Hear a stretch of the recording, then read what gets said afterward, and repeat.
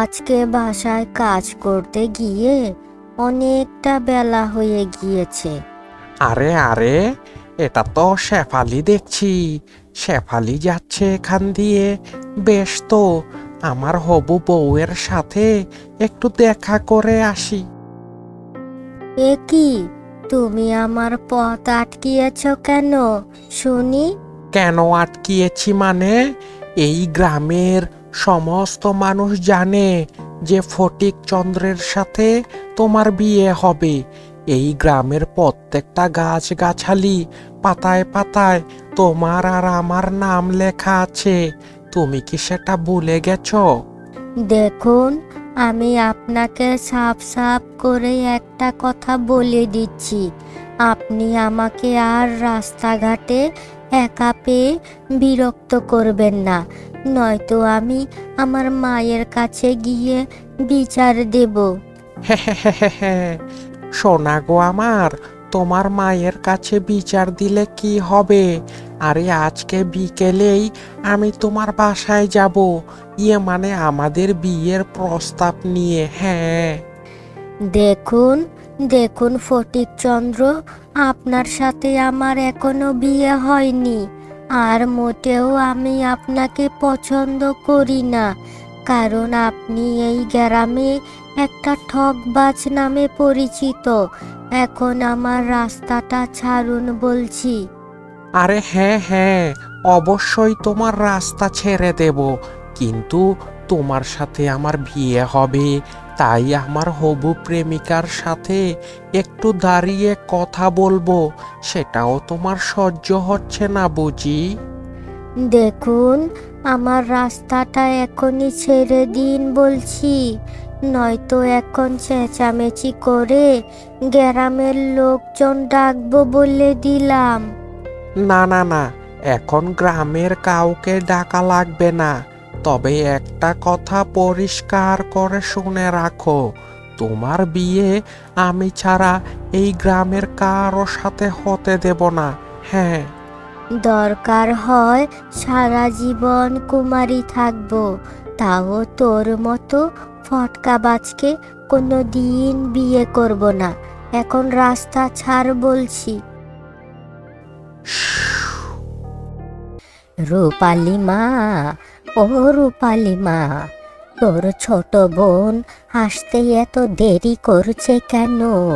কিছু কি জানিস? আমি কিভাবে জানবো? আমি কি তোমার ছোট মেয়ের সব সময় খবর রাখি নাকি? দেখো গিয়ে, কোথায় যেন বান্ধবীদের সাথে আড্ডা দিচ্ছে। তুই তোর ছোট বোনের বিষয়ে এই রকম একটা কথা বলতে পারলি মা? জানিস তো, তোর ছোট বোন ওই রাজবাড়িতে ধোয়া মোছার কাজ করে। হয়তো আজকে তার বেতন দেওয়ার কথা ছিল। বেতন দিবে না ছাই দিবে সেটা আমাকে শোনাচ্ছ কেন? তোমার ছোট মেয়ে আসলে তখন তাকে জিজ্ঞেস করে নিও। শুধু শুধু অযথা জ্ঞান জ্ঞান আমার সাথে করো না। আহা মা, তুই এইভাবে চটে যাচ্ছিস কেন? আমরা তো দুপুরের খাবার খেয়ে ফেলেছি। তা তোর বোনের জন্য খাবার কিছু রেখেছিস? না, রাখিনি, সব খাবার খেয়ে ফেলেছি। কেন, সমস্যা? সমস্যা থাকলে তারটা সে রান্না করে খাবে, আমি তার জন্য রান্না করতে পারবো না, ব্যাস। হে বিধাতা, তুমি কেন আমার বড় মেয়েটার মাথায় এই রকম হিংসা ঢুকিয়ে দিলে? তুই তো জানিস রে মা, তোর ছোট বোন মানুষের বাসায় কাজ করে পুরো পরিবারটাকে চালাচ্ছে। তারপরেও তুই তোর ছোট বোনটাকে দু চোখে দেখতে পারিস না। এটা ঠিক না রে মা, এটা ঠিক না।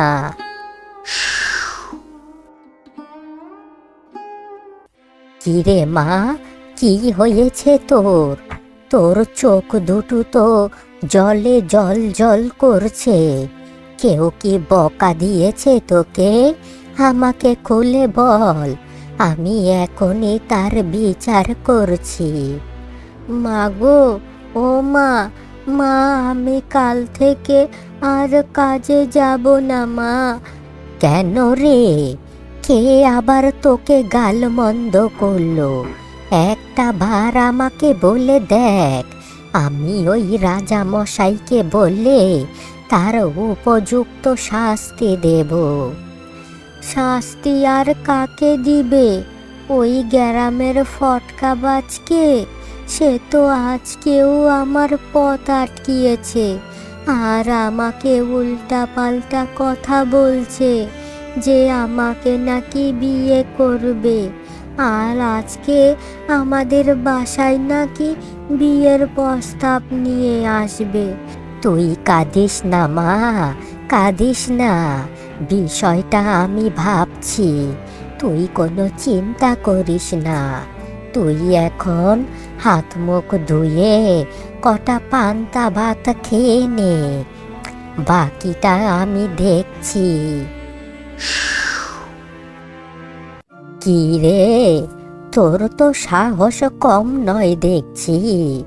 তুই আজকে বিকেলে আমার মেয়েকে রাস্তায় একা পেয়ে উত্ত্যক্ত করেছিলি, এখন আবার আমার বাসায় এসেছিস। তোর তো পা আমি ভেঙে ফেলবো রে বেটা। দেখো দেখো বুড়িমা, তুমি কিন্তু বেশি বুঝছ। কতবার করে বলেছি তোমার ছোট মেয়েটাকে আমার সাথে বিয়ে দাও। তোমার মেয়েটা আমার সাথে খুব সুখে শান্তিতে থাকতে পারবে। আমার কথা তো তোমার কানে যায় না, তাই না বুড়ি? মুখ সামলে কথা বল বেটা, তোর দিন দিন খুব আস্পর্ধা হয়ে গেছে। তোকে একটা না একটা শিক্ষা দিতে হবে। আমাকে তুমি শিক্ষা দেবে?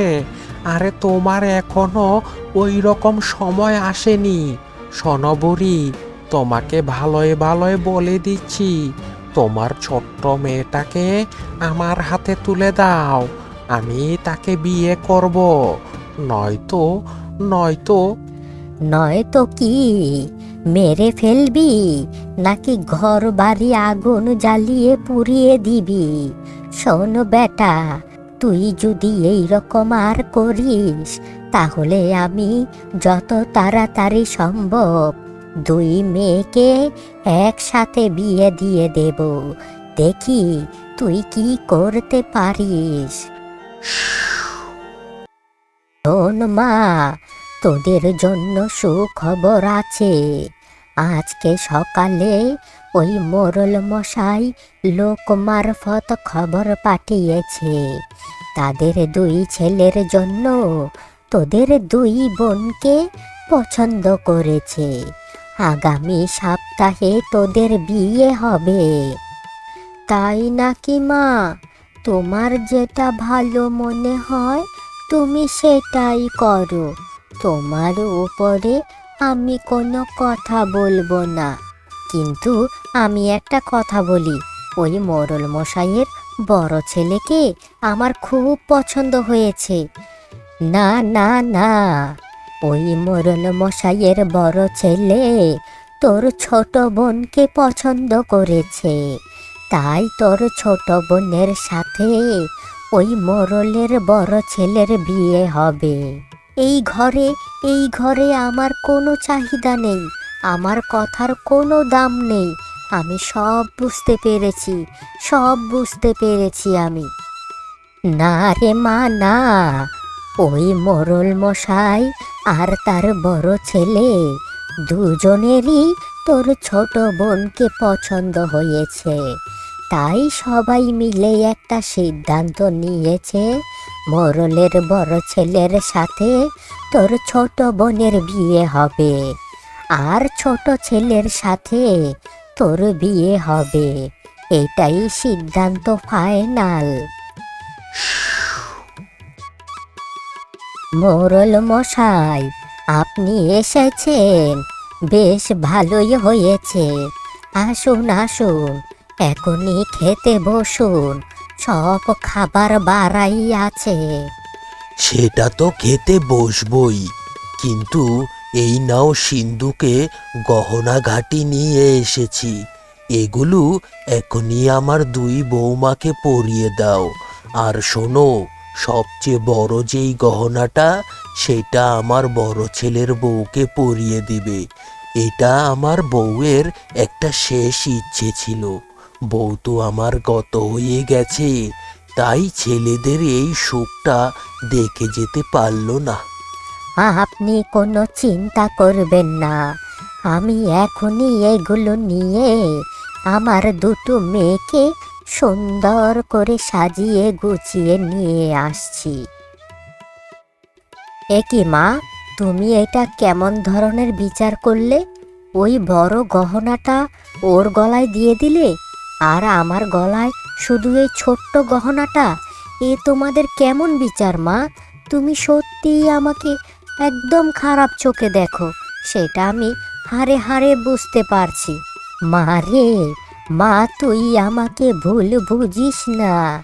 ওই মোড়ল মশাই এসেছে, উনি বলে দিয়েছে যে তার গিন্নির শেষ ইচ্ছে যে বড় গহনাটা তার বড় ছেলের বউকে পরিয়ে দিতে। তাই আমি ওনার কথা রাখতে গিয়ে তোর ছোট বোনকে বড় গহনাটা পরিয়ে দিয়েছি। মাগো, ও মা, দিদি যেহেতু এই রকম করছে, তাহলে আমার হাতটা খুলে দিদিকে পরিয়ে দাও, আর দিদির ছোট হাতটা আমাকে দিয়ে দাও। হয়েছে হয়েছে, এখন আর তোকে এত আদিক্ষেতা দেখাতে হবে না। তুই তোর মতো থাক, আমাকে আমাকে আমার মতো থাকতে দে। তোরা এইভাবে চেঁচামেচি করিস না, আরে বাহিরে লোকজন শুনতে পেলে কি ভাববে? চুপ কর, চুপ কর। দিদি, ও দিদি, তোর খাবার হতে আর কতক্ষণ লাগবে? আমার উনি তো এখনই কাজে বের হবে। তা তোর উনি কাজে যাবে তো আমি কি করব? হ্যাঁ, আমি ওই তোর স্বামীর জন্য তাড়াতাড়ি রান্না করতে পারবো না। নিজেরটা নিজে রান্না করে নে। কিলে দিদি, তুই আমার সাথে সকাল থেকে এই রকম ব্যবহার কেন করছিস? আমি তো কিছুই বুঝতে পারছি না। বুঝতে পারছিস না? তাহলে চুপ করে থাক। শোন, তোকে একটা কথা সাফ সাফ করে বলে দিচ্ছি, তোর স্বামীর জন্য আমি রান্না করতে পারবো না, না না। কি হয়েছে এখানে? কি হয়েছে? তোমরা দুইজন এখানে চেঁচামেচি করছো কেন? দেখো না ঠাকুরপো, তোমার গিন্নি আমার সাথে সকাল থেকে শুধু লেগেই আছে। আমি শুধু বলেছি যে আমার উনি একটু কাজে যাবে, তাই যেন নাস্তাটা করে নেয়। তা আমার গিন্নি কেন রোজ রোজ তোমার স্বামীর জন্য রান্না করবে? কেন, তুমি কি রান্না করতে পারো না বুঝি? আজকে থেকে তুমি রান্না করে তোমার স্বামীকে তুমি খাওয়াবে। এই কথাটা তুমি বলতে পারলে? তুমি জানো না সংসারের সমস্ত কাজ আমি করি, তোমার গিন্নি তো শুধু রান্না বান্নাটাই করে, আর তো বেশি কাজ করে না। সমস্ত কাজ তো আমি একাই করি। কই, আমি তো কিছু তোমাদের জানাইও না আর শোনাইও না। তোমরা কেন আমার সাথে এই রকম ব্যবহার করছো? আজকে থেকে এই রকম ব্যবহারই হবে। থাকতে চাইলে থাকবে, না হয় তুমি তোমার স্বামীকে নিয়ে এই বাড়ি থেকে চলে যাবে। সারাদিন আমি খেটে খেটে মরি, সংসারের সমস্ত কাজ আমি করি, আর আর ওই তোমার বড় ভাইয়ের বউ সারাদিন শুধু শুয়ে বসে কাটিয়ে দেয়। আচ্ছা, এইভাবে কি দিন যায় বলো? আমি আর কি করব? সমস্ত রাগ আমার উপর ঝাড়ছো কেন? আরে ওই বড় ভাইয়ের জন্যই তো আমি তার গিন্নিকে কিচ্ছুটা বলতে পারি না। দেখো, তোমাকে আমি একটা কথা সাফ সাফ করে শুনিয়ে দিতে চাই। আমি আমি আর এই পরিবারে থাকবো না। হয় তুমি আলাদা ভিন্ন হয়ে যাবে, নয়তো আমি এই বাড়ি ছেড়ে চলে যাব। আহা গিন্নি, তুমি যে কি শুরু করেছো না, একটু খোলসা করে বলো না, কি হয়েছে? কি আর হবে, ওই বিয়ের দিন বড় দেখে গহনাটা আমার ওই বোনকে দিয়ে দিয়েছে, আর আমাকে দিয়েছে ছোট্ট একটা গহনা। আমি বলি কি, তোমার বাবা ওই তোমার বড় ভাইয়ের নামে সব সয় সম্পত্তি লিখে দিবে, তখন বুঝবে তুমি শুধু পাবে কাঁচকলা। শোনো বাবা, আজকে আমি তোমার সাথে কিছু গুরুত্বপূর্ণ কথা বলতে এসেছি। ছোট থেকে তুমি আমাদের দুই ভাইকে মানুষ করেছো, তাই বলে এই না যে সারা জীবন আমার এইভাবে চলে যাবে। এখন আমি বিয়ে শাদী করেছি, তাই এখন আমার মতামতটাও তোমাকে শুনতে হবে। তা কিসের এমন মতামত যে সকাল সকালই আমার কাছে চলে আসতে হলো? তা বলো শুনি, তোমার কিসের মতামত? শোনো বাবা, আমাদের দুই ভাইকে ব্যবসা দিয়েছো, কিন্তু কিন্তু এখন লিড করছে আমার বড় ভাই, আর আমি পাচ্ছি সামান্য কিছু টাকা। এইভাবে হতে পারে না। আমি চাই তুমি এখন জায়গা জমি সব আমাদের দুই ভাইয়ের নামে ভাগাভাগি করে দিয়ে দাও। এরপর আমি আমার নিজের ব্যবসা নিজেই খুলে নেব।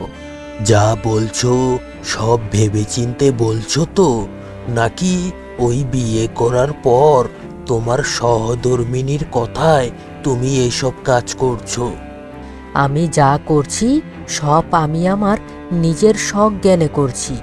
এখানে তুমি আমার বউকে টানাটানি করবে না, এই আমি বলে গেলাম। কি গো গিন্নি, কি হয়েছে তোমার? তোমার মুখটা এইভাবে শুকনো পাঁচের মতো করে রেখেছো কেন? কি হয়েছে আমাকে খুলে বলো। জানো একটু আগে কি হয়েছে?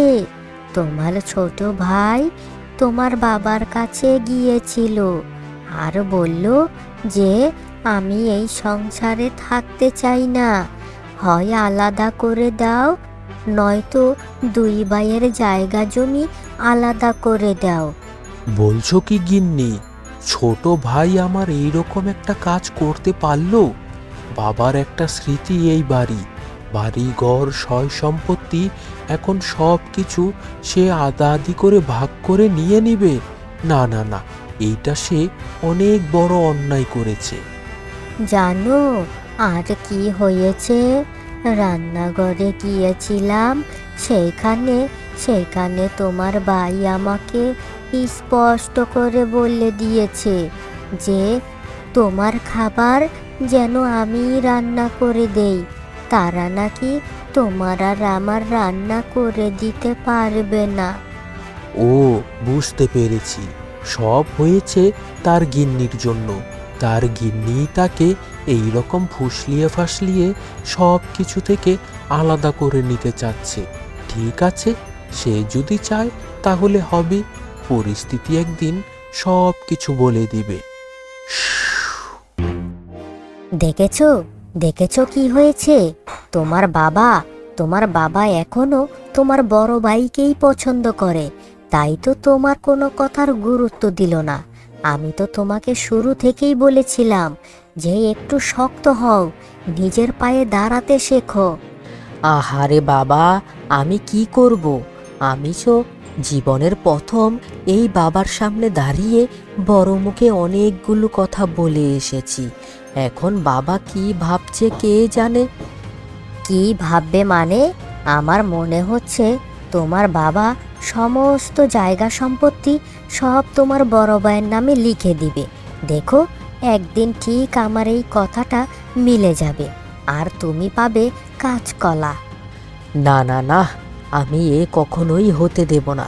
আমি আগামীকালই ওই বড় ভাইয়ের সাথে এই বিষয়ে কথা বলবো। আরে বাবা, তুমি এত রাতে হঠাৎ করে আমার ঘরে আসলে যে? তা জরুরি কোনো কাজ আছে বুঝি? হ্যাঁ রে বাবা, খুব জটিল একটা বিষয় নিয়ে ভেবেছি। আশা করি আজকের দিনের ঘটনাটা সমস্তই তুমি জানো, তাই তো বাড়ির দলিলপত্র নিয়ে এসেছি।